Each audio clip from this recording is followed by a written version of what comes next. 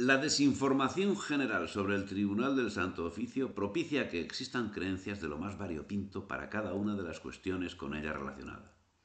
Así, el año 2013, en televisión española, en una obra de ficción, Águila Roja, tuvieron la desfachatez de tratar el problema de las brujas en España, en una época que se puede situar en el siglo XVI, como si los hechos se hubiesen desarrollado no en España, sino en Francia, en Inglaterra o en Alemania.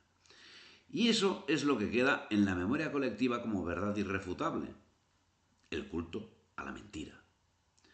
Pero si por casualidad la víctima intelectual de la Ilustración acaba aceptando la realidad en lo tocante a la brujería y a la Inquisición, siempre le queda el arma llena de orín que afirma que en España, Portugal e Italia el Santo Oficio tenía tanto que hacer persiguiendo a judíos, mahometanos y protestantes que no le quedaba tiempo para perseguir también a las brujas. La revisión sistemática de los archivos inquisitoriales nos demuestra algo muy distinto. Calculo que la Inquisición en los países católicos del Mediterráneo llevó a cabo entre 10.000 y 12.000 procesos de brujería, que no obstante fueron sentenciados con penas menores o absolución. ¡Ah, caramba! Al final resulta que la Inquisición sí trató temas de brujería. Sí, efectivamente la Inquisición trató temas de brujería. Y según el historiador Josep Pérez, en España se juzgó a tantas brujas como en los demás países. La gran diferencia consiste en que los españoles, gracias a la meticulosidad de la Inquisición, rara vez quemaron una.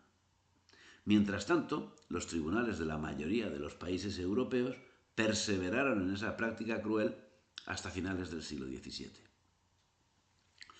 Parece que efectivamente la Inquisición trató casos de brujería que por lo general acababan con los acusados en manos de médicos.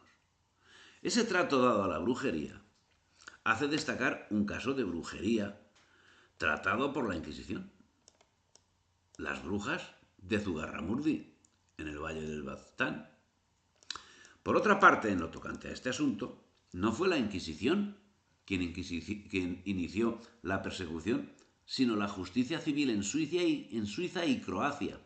Resulta interesante ver cómo la Inquisición de Milán no sabía qué hacer con dos caminantes nocturnas que en 1384 y 1390 confesaron haber participado en una especie de aquelarre blanco en el que el hada Madonna Oriente les instruía en la forma de ayudar a la gente a combatir la brujería. Siempre en Europa, nunca en España. El tratamiento de la brujería nos señala que de un cálculo aproximado de 1.000 causas, el 63% fue juzgado por las autoridades civiles. El 17% corresponde a tribunales episcopales, mientras que el 20% corresponde a la Inquisición. La mitad de las 200 causas de que se trata se debieron al inquisidor Heinrich Institoris, cuya persecución de brujas en el año 1484 había sido autorizada por la bula del Papa Inocencio VIII. Las brujas eran adoradoras del diablo, y a quienes confesaban los pecados de haber asistido a misa, los castigaban con azotes que eran infligidos por un brujo. Hacían un remedo de la misa y besaban al demonio en las partes pudendas. Acabada la misa, todos cometían actos impúdicos, renunciaban a todos los principios cristianos y esperaban el paraíso del demonio. Para servir al demonio, profanaban tumbas de niños a los que mutilaban, comiendo después las partes mutiladas, y llegaron a declarar que habían matado a muchos niños a los que les chupaban la sangre y comían sus miembros, ya que, según les decía el demonio, era mejor la carne de los niños asesinados por ellos.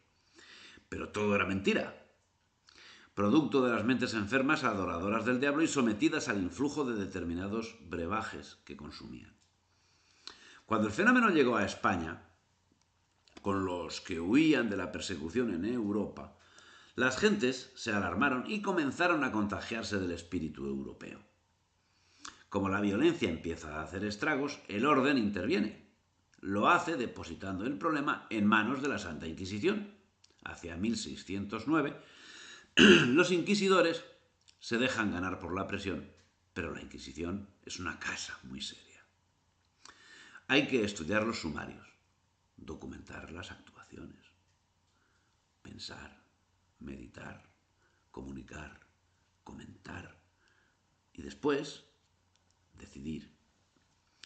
Los días 7 y 8 de septiembre de 1610 se celebró en Logroño auto de fe en que fueron relajadas 11 personas por brujería. No es cosa menor.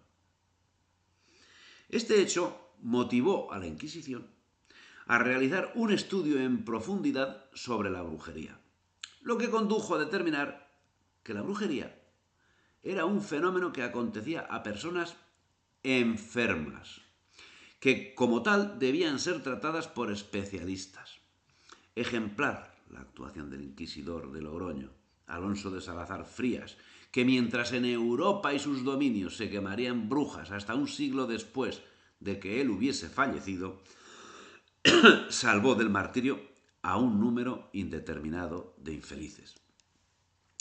La posición del Santo Oficio fue puesta a prueba con ocasión de los problemas de Zugarramurdi.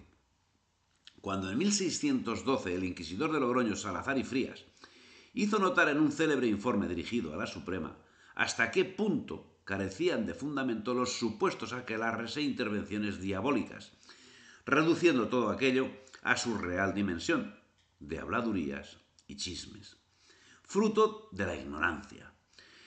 Ese informe, donde textualmente se dice que no hubo brujas ni embrujados hasta que se habló y se escribió de ello, ha sido considerado como un monumento a la razón por encima de la superstición general reinante. Pero el asunto no queda en la genialidad de una persona. Pocas cosas en la Inquisición quedaban relegadas a la genialidad de una persona. Así, don Alonso de Salazar coincide en sus postulados con los que defendía Pedro de Valencia, que había estudiado los procesos de brujería y llegado a la conclusión de que en la mayoría de los casos eran invenciones de los testigos, producto del miedo, manifestaciones de algún trastorno mental o simplemente una tapadera para encuentros indecentes. Los inquisidores determinaron que estas actividades eran alucinaciones provocadas por la ingesta de determinadas drogas y propio de gentes con salud mental deteriorada. Pedro de Valencia, teólogo, manifestó que no debe hacerse gran caso de los testigos en estas materias, aunque sean muchos y graves, porque sabemos que cuando los emperadores romanos perseguían a los cristianos, se justificó contra ellos con muchos testigos conformes que mataban niños, se juntaban de noche a comerlos y se mezclaban hombres y mujeres a oscuras para obscenidades horrendas. Pedro de Valencia concluyó manifestando que para ningunas causas necesitaba tanta crítica el Santo Oficio como para las de brujos y magos, que sería conveniente se formase instrucción particular que sirviera de gobierno a los inquisidores en adelante y que nunca le parecería seguro condenar a relajación los negativos de este crimen por más pruebas que hubiere, mediante ser todas ellas muy falibles. Y que es mejor, en caso de duda, dejar sin la condena a un culpado que castigar un inocente o imponerle más pena de la que merecía. Estos informes, emitidos por especialistas, no pasaron desapercibidos a la Inquisición. Consecuencia de ellos, los inquisidores españoles adoptaron frente a la brujería una actitud escéptica y se las persiguió más por presuntos engaños o supercherías que por que creyeran seriamente en sus contactos con el demonio y que hubiese componentes heréticos en sus actividades. Como consecuencia, y al considerar a la brujería como un acto de debilidad mental, mientras que la Inquisición solía mostrarse dura y tajante con judíos, mahometanos y protestantes, se mostró inusitadamente blanda en cuanto al castigo de la brujería y otras formas de delitos mágicos. Tan blanda que consideró considerado con los ojos de un español o considerado con los ojos de un europeo del norte o de Centro Europa, debió resultar un escándalo. Obviando estos datos, siguen existiendo autores que hacen afirmaciones como la que sigue. Durante la Edad Media, la Iglesia reinventó la brujería como significante antagónico a la voluntad de Dios y como desafío a sus representantes legítimos en la tierra. La bruja mala, un invento de la teología cristiana. Todo lo contrario a su ordenamiento, caería bajo el signo del pecado, estigma por excelencia de la violencia política de la Iglesia. Bajo sus fueros quedarían proscritos los conocimientos sobre el cuerpo y la sexualidad sometida al dominio del tabú. Sobre todo la de la mujer, sometida irremediablemente a una cultura de subordinación patriarcal por encargo o maldición de Dios Padre en Génesis. Bien, esto nos lo dice el amigo Primitivo Martínez Fernández. Bien, para estudiosos de esta categoría, de nada vale remarcar la estadística incluida en la primera parte de este apartado de brujería, y que señala que fue el poder civil, y en Europa, nunca en España, quien se llevó la parte del león en la persecución de brujas. Esas cosas y otras, como el caso de Rodrigo de Jerez, el importador del tabaco de América, son usadas de forma aviesa por quienes desconocen o niegan con dolo la verdad histórica. Rodrigo de Jerez, a lo que parece, no puedo dar fe documental mínimamente fundada, fue procesado por la Inquisición cuando lo vieron echar humo por la nariz y por la boca. Los alegres historiadores traducen el hecho como sigue. El tabaco es originario de América. El mismo día de su desembarco en Cuba, en ese año especial de 1492, Colón y sus compañeros Rodrigo de Jerez y Luis de la Torre observaron a los indios fumando tabaco. El primero de estos fue quien se encargó de llevar esta hierba a Europa, con tan mala fortuna que fue juzgado por la Inquisición y condenado a muerte. Esto nos lo dice Primitivo Martínez Fernández. En España, la Inquisición dejó bien claro, desde el episodio antes referido de Rodrigo de Jerez, que sólo Satanás podía conferir al hombre la facultad de expulsar humo por la nariz y la boca. De esta manera, la Iglesia podía acusar a un fumador de pactar con el diablo, lo que en aquellos años equivalía a morir quemado en la hoguera. Eso lo sigue diciendo el mismo, este seguro que es un historiador, el mismo Primitivo Martínez Fernández. Otros, no tan drásticos, aseguran que Rodrigo regresó a España en La Niña, llevando a Ayamonte su gusto por el tabaco. Sus vecinos, escandalizados por verle echar humo por la boca, lo denunciaron a la Inquisición, que lo detuvo y encarceló por espacio de 7 años por sus hábitos paganos y diabólicos, dado que sólo el diablo podía dar al hombre el poder de arrojar humo por la boca.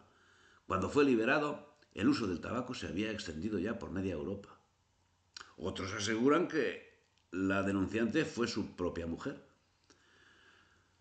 La literatura al respecto es muy amplia y el papel es muy agradecido. Las referencias en Internet, que es más agradecido todavía, son muchísimas, pero todas coinciden en algo esencial: falta de rigor.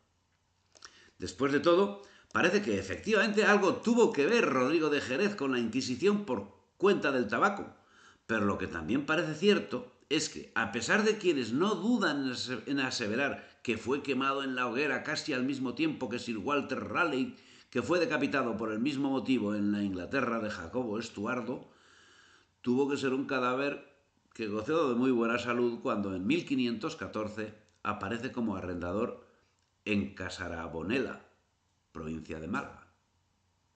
Y más adelante, con fecha 18 de septiembre de 1536, se efectúa en Sevilla el secuestro de una remesa enviada de América a nombre de un tal Rodrigo de Jerez, hijo de Fernando de Jerez. En el proyecto de la Ilustración, parece no tener razón de ser la información ni la verdad. Por eso sigue afirmando que la Iglesia, en su afán de tener el monopolio y control de la verdad y de los ritos mágicos, bajo el manto de proteger a los fieles para que no se aparten del sendero de la fe, demostró gran credulidad en el diablo o Satán, lo que no deja de ser una herejía y una gran ignorancia de la psicología humana. La mayor parte de los casos eran problemas psicológicos, pero los enfocó todo desde una distorsionada y errada perspectiva religiosa y se dejó arrastrar por los prejuicios sexistas que en mayor o menor grado, dependiendo de las épocas, siempre mantuvo. Y eso nos lo dice Primitivo Martínez Fernández, el historiador.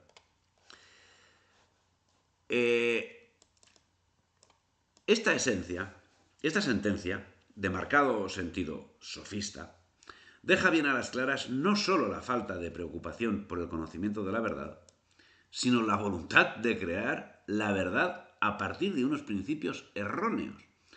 Lo que sí parece cierto es la existencia de un ente capaz de controlar lo que se debe difundir y lo que se debe callar, capaz de crear un manto protector de quienes tienen la obligación de creerse libres, desconociendo qué es la libertad.